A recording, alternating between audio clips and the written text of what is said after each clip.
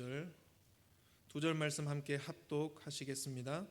진실로 다시 너희에게 이르노니 너희 중에 두 사람이 땅에서 합심하여 무엇이든지 구하면 하늘에 계신 내 아버지께서 그들을 위하여 이루게 하시리라. 두세 사람이 내 이름으로 모인 곳에는 나도 그들 중에 있느니라. 아멘. 네, 오늘 이번 주부터 또 우리 자리 배치를 이렇게 새롭게 해봤는데요. 너무 잘 이렇게 또 협력해 주셔서 감사드리고, 우리 셀끼리 한번 문안 인사하는 시간을 제가 1분, 매우 긴 시간입니다.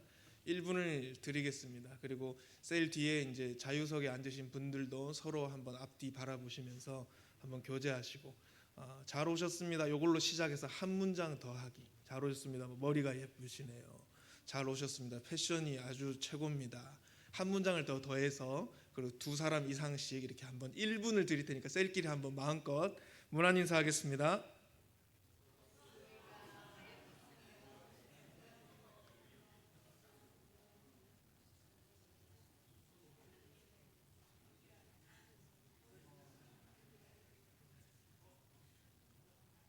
이 셀 리더들이 이때 같이 이렇게 와줘야 돼요. 셀 리더들이. 그래서 자, 아직 30초 남았습니다. 한참 남았어요. 아주 긴 시간입니다. 예송자매 셀 어디예요? 네, 셀원들 한번 이렇게 챙겨주시고. 여기는 누구 셀이죠? 유진자매 오늘 좀 늦었구나. 네, 셀장에 또 빈자리가 아주 작지 않습니다. 그죠? 네, 이렇게 매주 이렇게 할 텐데 갈수록 더 웅성웅성하고 시끌시끌해지길 축복합니다. 아멘, 할렐루야. 네, 말씀 우리 은혜를 좀, 자, 이제 그만해 주세요. 자, 이제 앞을 봐주시고. 자, 1분 지났습니다. 자, 우리가 그 아침 출근 시간 때 엘리베이터를 이렇게 타보면, 또 등교 시간 이럴 때 그 사람들이 굉장히 많이 몰리는 시간이죠. 엘리베이터 안에 있으면 우리는 같은 공간에 이제 여러 명이 있는데 상당히 이렇게 뭔가 좀 뻘쭘한 시간, 그래서 핸드폰을 보지 않을 수가 없는, 너무 어색해서 저는 일부러 이제 목 뒤도 아프고 해서 핸드폰을 안 보고 그냥 앞에만 이렇게 보기도 하고, 또 어른들 이렇게 이사 와서 이렇게 하면 인사도 한번 건네기도 하고 이렇게 하는데, 모두가 어색해 하지 않습니까? 왜 그렇습니까? 같은 공간에 있지만 그 누구도 이제 우리가 함께하는 공동체다라고는 느끼지 않는 자리이기 때문입니다. 사람이 물리적인 공간에 단순히 모여 있다고 해서 공동체가 되는 것은 아니다라는 사실입니다. 여러분, 교회도 마찬가지입니다. 같은 예배당에 우리가 앉아 있고, 또 같은 찬양을 부르고, 또 같은 설교를 듣고 있어도 이 모임이 참된 교회인지는 단순히 같은 공간에 있기 때문에, 또는 사람 수가 많아지기 때문에로 결정되지는 않습니다. 예수님은 많은 사람이 모이면 내가 그 가운데 있겠다라고 말씀하지 않으셨습니다. 예수님은 뭐라고 말씀하셨습니까? 두세 사람이 내 이름으로 모인 곳엔 나도 그들 중에 있느니라. 여러분, 이 말씀을 우리가 한 번씩 이렇게 오용을 하게 되면 숫자가 적어도 주님이 함께 하시니까 괜찮아 라는 식으로 적용을 하기도 합니다. 그래서 우리가 뭔가 모임이 빈약할 때, 아니면 첫 시작을 할 때, 모임이 아주 활발하고 큰 곳과 대비가 될 때 괜찮아, 사람 수에 따라 그렇게 임하시는 게 아니고 두세 사람만 있어도 충분하다고 말씀하셨어. 우리는 저들을 부러워할 필요가 없어. 이렇게 말씀을 인용하기도 하는데요. 그러나 성경의 문맥을 놓고 보면 방금 말씀드린 이 적용은 잘못된 적용입니다. 오늘 본문은 마태복음 18장에 있는데요. 이 18장의 문맥을 보면 처음부터 끝까지 공동체에 관한 장입니다. 작은 자 하나를 업신여기면 안 된다, 이 말씀으로 시작해서 잃은 양 하나를 끝까지 찾으시는 하나님의 마음도 나타나고요. 그리고 이어서 어떤 형제가 이 공동체 안에서 죄를 범했을 때 절대로 외면하지 말아야 한다, 함께 공동 책임을 져야 한다, 찾아가야 한다, 피하면 안 된다라고 이 관계를 회피하지 말고 공동체 안에서 서로 지탱하면서 함께 책임 있게 다뤄야 된다라고 명하십니다. 이게 마태복음 18장입니다. 이 마태복음 18장은 공동체는 편안한 곳이다, 공동체는 안락한 곳이다 라고 말하는 장이 아니라 공동체는 불편할 수도 있다, 그러나 불편할 수 있지만 그럼에도 불구하고 반드시 서로 주님의 이름으로 모이고 서로 책임을 져야 하는 공동체가 바로 교회다라고 말하는 장이 마태복음 18장입니다. 바로 이 맥락에서 예수님이 오늘 본문에서 약속하신 것입니다. 내 이름으로 내 몸된 교회가 서로를 그렇게 책임지면서 모이는 그 공동체 가운데 내가 함께 하겠다라는 약속입니다. 주님은 서로를 책임지는 그 두세 사람이 주의 이름으로 모인 곳에 함께 하시겠다라고 약속하십니다. 이 두세 사람이 누구겠습니까? 예수님의 십자가 사랑을 먼저 경험한 사람. 나도 그 죄 지어봤는데, 나도 그런 고민해봤는데, 나도 그렇게 무너져 봤는데 주님의 십자가 사랑을 경험하고 다시 일어난 그 사람이 어떤 영혼이 함께 무너져가는 모습을 볼 때 공감이 되고 정죄되지 않고 함께 내가 기도해 줘야겠다 하며 그 사람은 그 영혼을 책임지고 십자가 사랑으로 덮어버립니다. 이런 십자가 사람이 두세 사람 있는 공동체, 그곳에 주님은 내가 실제적으로 함께 하겠다라고 약속하고 계시는 것입니다.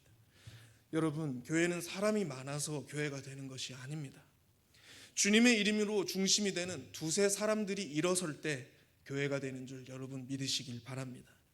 같은 공간에 모여있기 때문이 아니라 관계를 외면하지 않고 함께 감당하는 십자가의 사람들, 공동체를 연합시키는 마디와 기둥 같은 사람들이 두세 사람씩 주님의 이름으로 일어서기 시작할 때 그 자리에 주님의 실제적인 임재가 있습니다. 두세 사람이 내 이름으로 모인 곳에 나도 그들 중에 있느니라. 오늘 이 말씀 앞에서 우리의 교회, 또 대일 청년의 공동체, 또 내가 속한 소그룹, 또 내 가정을 한번 되돌아보시며 이 공동체가 어떻게 하면 연합되고 하나 되고 세워질 수 있는지에 대해 다시 한번 말씀으로 은혜 받는 시간 되길 소망합니다. 첫 번째로, 교회는 많은 사람이 모일 때가 아니라 주님의 이름으로 모일 때 교회가 됩니다. 많은 사람이 모일 때가 아니라 주님의 이름으로 모일 때 교회가 된다.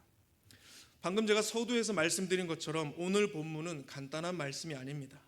이 말씀을 제대로 이해하려면 18장의 문맥을 알아야 합니다. 그리고 이 마태복음 18장 끝자락에 오늘 이 본문이 위치하고 있습니다. 먼저 15절을 보시면 너의 형제가 죄를 범하거든 가서 너와 그 사람과만 상대하여 권고하라. 죄의 문제를 보았을 때 외면하지 않고 상대하는 것 쉽겠습니까? 어렵겠습니까? 이 시대는 개인주의입니다. 서로의 잘못을 그렇게 지적하는 거 그거 쉽지 않은 일입니다. 그러나 그 죄를 하나님 앞에서 기도하고 인내하고 그 사람을 정죄하는 것이 아니라 안타까운 그 마음 때문에 건네는 그 손길 하나가 외면하지 않고 상대하는 것입니다. 공동체 안에서 관계를 쉽게 끊어버리지 말고 책임 있게 다루라라고 15절에 말씀하고 있습니다. 이어지는 16절에는 만일 듣지 않거든 한두 사람을 데리고 가서 두세 증인의 입으로 말마다 확증하게 하라. 이미 여기서 두세 사람이 등장합니다.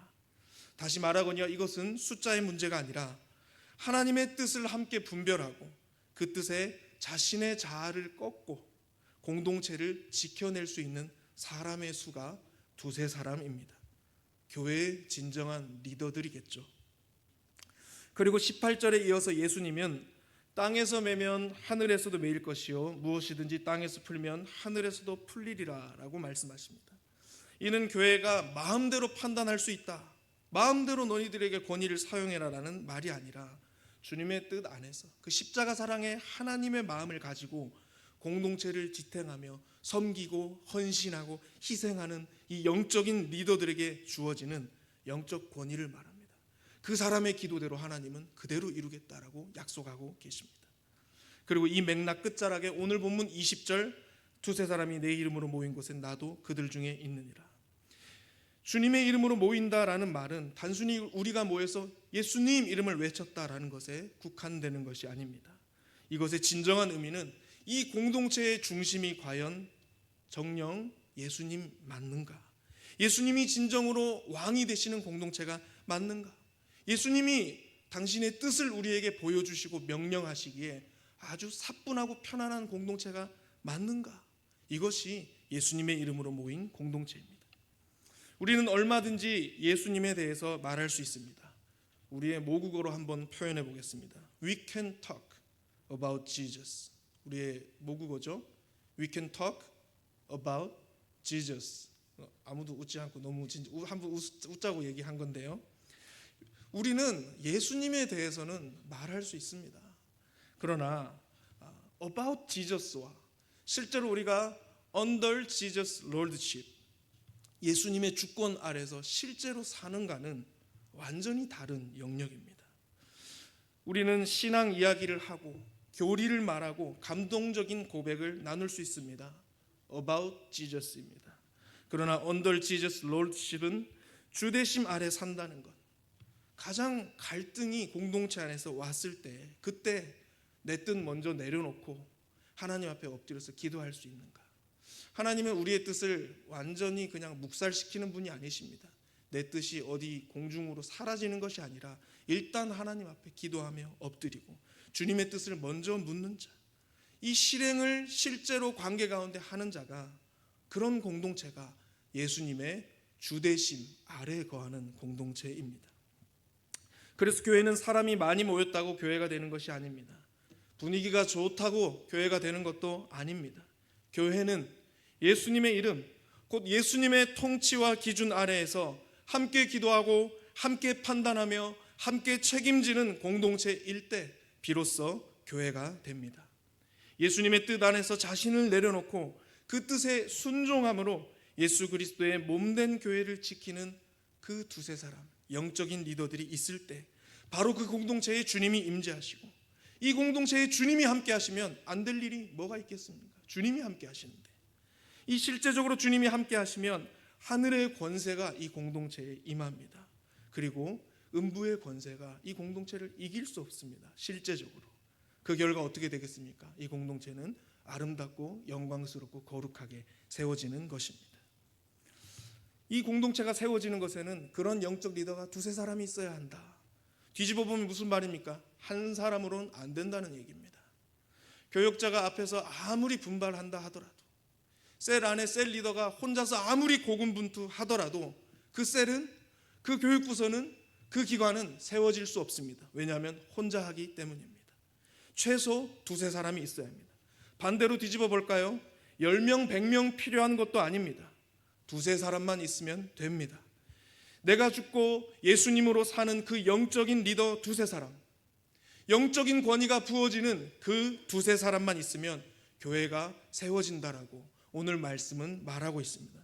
여러분 꼭 이 진리를 믿으시기를 예수님의 이름으로 축복합니다. 예수님의 이름은 장식이 아니라 절대적인 기준입니다.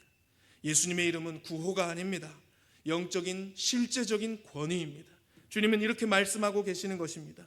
너희가 내 뜻 아래에서 실제로 살고 관계를 외면하지 않고 함께 공동체를 형성하는 그 자리에 내가 너희와 함께 하겠다. 이것이 교회를 교회되게 하는 첫 번째 기준입니다. 제가 대일교회 청년들 이야기를 좀 계속 듣고 있습니다. 대일교회 청년들이 이 지금 좀 뒷자리에 포진하신 우리 선배들부터 아주 장기간 청년들이 똘똘 뭉쳐서 대일 청년 공동체를 지켜온 이 정예 멤버들이 지금 다 모여있다라고 제가 들었습니다. 이 자리를 지키고 이 관계를 외면하지 않고 이 공동체를 지켜온 거, 내 감정을 앞세웠다면, 내 생각을 앞세웠다면 됐겠습니까? 그때마다 기도하고 하나님 말씀 앞에 내 뜻 내려놓고 다시 결단하고 순종하면서 발을 내디딘 선배들, 그리고 그런 리더들, 그 두세 사람이 있었기 때문에 지금 이 순간에 대일 청년에도 있는 것입니다. 두 번째 말씀의 은혜를 나누겠습니다. 주님의 이름으로 모인 공동체에는 주님의 실제적인 임재가 약속되어 있습니다. 예수님이 함께 하신다, 이 말은 분위기 좋게 만드는 상징적인 표현이 아닙니다. 주님의 임재는 우리의 감정과 기분의 문제가 아니라 실제로 계신다라는 증언입니다.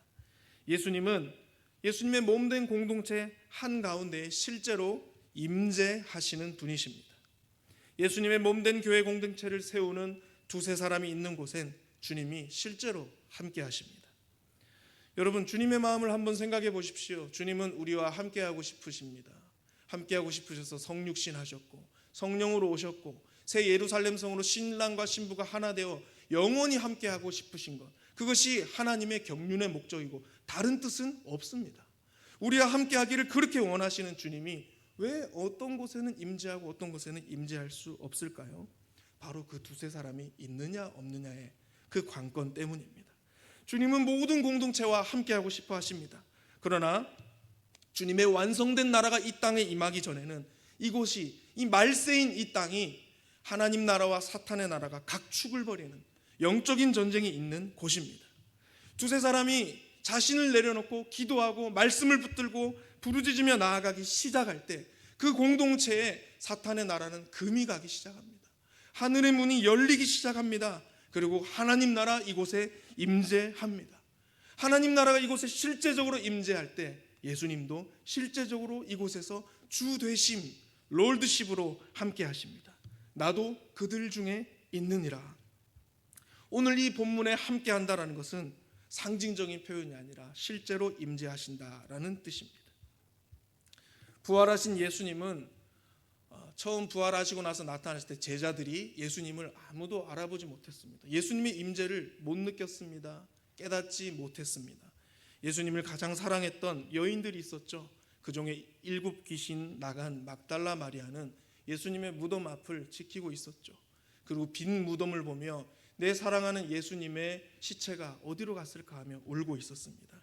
그때 천사들도 보았고 예수님이 다시 부활하셔서, 왜 무덤이 비었습니까? 예수님 부활하시지 않았습니까? 그 부활하신 예수님이 막달라 마리아를 찾아왔는데 막달라 마리아는 예수님을 알아보지 못하고 이 동산을 지키는 동산지기인 줄 알았다라고 성경은 증언합니다. 그리고 그 동산지기에게 예수님 어디 갔습니까? 당신이 예수님 시체 어디로 치웠습니까? 라고 마리아가 질문하자 예수님이 다시 한 번 더 마리아야 라고 부르십니다. 그때 마리아가 예수님을 깨달았죠. 예수님의 임재를 확인했습니다. 그리고 제자들에게 달려가서 예수님 부활하셨다고 첫 증언을 한 게 막달라 마리아입니다. 그 뒤에도 제자들이 계속 예수님을 못 알아봅니다. 엠마오 도상으로 가는 두 제자들도 예수님이랑 그 길을 함께 걸어가면서 예수님이 실제로 성경 공부를 다 시켜주셨어요. 근데 예수님을 못 알아봤고 나중에 목적지에 도착해서 함께 떡을 떼고 교제할 때 예수님을 알아봤습니다. 그 임재를 눈치챘습니다. 우리가 잘 아는 요한복음 21장에 이 제자들이 다 업으로 돌아가가지고 물고기 잡고 있을 때 예수님이 나타나셨어요. 이 원문을 보면 멀지 않은 거리입니다. 얼굴을 확인할 수 있었어요. 그래서 예수님이 이쪽에 그물을 내려보라 할 때 이 제자들은 못 알아보고 있었습니다. 그리고 다시 그물이 찾아 알아봐서 주님이시다라고 사도 요한이 소리를 쳤고 베드로가 옷 벗고 헤엄쳐서 예수님께로 가장 1등으로 달려갔습니다. 왜 부활하신 주님을 제자들은 한 번에 알아차리지 못할까요? 그것은 보이지 않는 임재의 방식, 보이지는 않으나 느낄 수 있는 그 성령님의 임재의 방식으로 예수님이 나타나셨기 때문입니다. 이 장면들이 말해주는 것은 분명합니다. 예수님은 실제하셨고 예수님은 실제로 함께 계셨습니다. 문제는 임재가 없었던 것이 아니라 제자들이 임재를 알아차리지 못했던 것입니다. 주님의 임재는 언제나 말씀과 예배 가운데, 우리의 삶의 예배 가운데 성령님의 조명하심 속에 드러납니다. 두세 사람이 내 이름으로 모인 곳에는 이미 주님이 계십니다. 어떻게 계실까요? 육안으로, 청각적으로? 아닙니다. 성령 하나님의 임재로 함께 하십니다. 보이지 않아도 느낄 수 있도록, 청각적으로 들리지 않아도 그 음성을 깨달을 수 있도록 주님이 임재하십니다. 영이신 하나님이 성령님의 교통하시는 역사로 실제로 함께 하시는 것입니다. 우리가 영과 진리로 예배할 때, 우리가 주님의 음성에 귀를 기울이고 그 뜻에 순종하고 내 뜻 내려놓기 시작할 때 우리 공동체에는 주님의 임재가 갈수록 선명하게, 분명하게 나타나게 되는 줄 여러분 믿고 소망하시기 바랍니다. 갈수록 주님의 임재가 우리 공동체 가운데 짙어질 수 있도록 함께 붙들고 기도하시기를 바랍니다. 주님이 함께 하시는 공동체, 주님의 임재가 가득한 공동체, 주님의 말씀이 왕성한 공동체, 그런 공동체가 되는 것이 우리 주님의 약속이고 우리가 붙들어야 할 공동체의 두 번째 기준입니다. 셋째로 그 임재는 개인의 신앙을 넘어서 관계와 공동체를 변화시키는 능력으로 나타납니다. 오늘 본문 19절에 두 사람이 땅에서 합심하여 무엇이든지 구하면 하늘에 계신 내 아버지께서 그들을 위하여 이루게 하시리라. 여기서 핵심은 합심하여입니다. 여러분, 이것은 여러 사람이 동시에 기도한다라는 뜻이 아닙니다. 여러 사람이 마음과 뜻이 하나로 조율되어서 한 마음으로 조율되어서 하나님 앞에 서는 것이 합심입니다. 그래서 여러분, 합심 기도는 매우 능력이 있습니다. 이 합심 기도는 개인 기도를 합친 총량이 아닙니다. 합심 기도는 공동체가 함께 한 마음으로 하나님 뜻에 우리 전체를 맞추는 기도가 합심 기도입니다. 그래서 성경에서 능력 있는 기도는 언제나 합심 기도, 기도회, 공동체가 함께 모여서 드리는 기도 속에서 나타났습니다. 이 합심의 능력을 가장 선명하게 보여주는 말씀이 시편 133편입니다. 1절에 보라, 형제가 연합하여 동거함이 어찌 그리 선하고 아름다운고. 자, 2절을 함께 읽어볼까요? 시작. 머리에 있는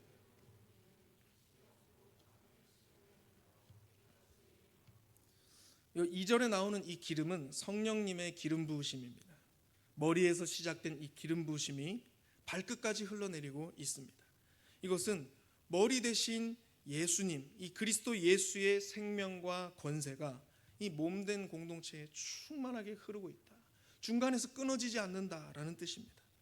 어떤 지체에게도 소외되지 않고 발끝까지, 연약한 그 구석구석까지 성령의 충만함이 임하는 공동체가 바로 합심하여 연합된 공동체입니다. 이런 공동체가 하나님의 영광으로 빚어지지 않을 수가 있겠습니까? 초대교회도 이 길을 걸었습니다. 사도행전 6장의 교회는 구제 문제로 심각한 갈등을 겪었습니다. 이 공동체가. 그때 사도들은 모든 것을 내려놓고 우리는 오로지 기도하는 일과 말씀 사역에 힘쓰리라 라고 공동체 앞에 선언하며 엎드렸습니다. 두세 사람이 된 것이죠. 그 결과 그 공동체는 분열을 넘어서서 성숙이 일어나게 되었고, 결과적으로 하나님의 말씀이 점점 왕성하여 예루살렘에 있는 제자의 수가 더 심히 많아지고 허다한 제사장의 무리도 이 도에 복종하니라. 공동체는 더 크게, 더 깊게, 더 아름답고 영광스럽게 성장해 나갔습니다. 부흥이 임한 것입니다. 우리는 이렇게 고백할 수 있습니다. 복음은 개인을 구원할 뿐 아니라 새로운 공동체를 창조합니다. 오늘날 복음이 너무 개인적인 것에만 적용되는 것 같습니다. 그러나 우리가 이 말씀 앞에 저 진리를 한번 마음에 새기기를 소망합니다. 한번 저와 함께 읽어볼까요? 시작. 복음은 개인을 구원할 뿐 아니라 새로운 공동체를 창조한다.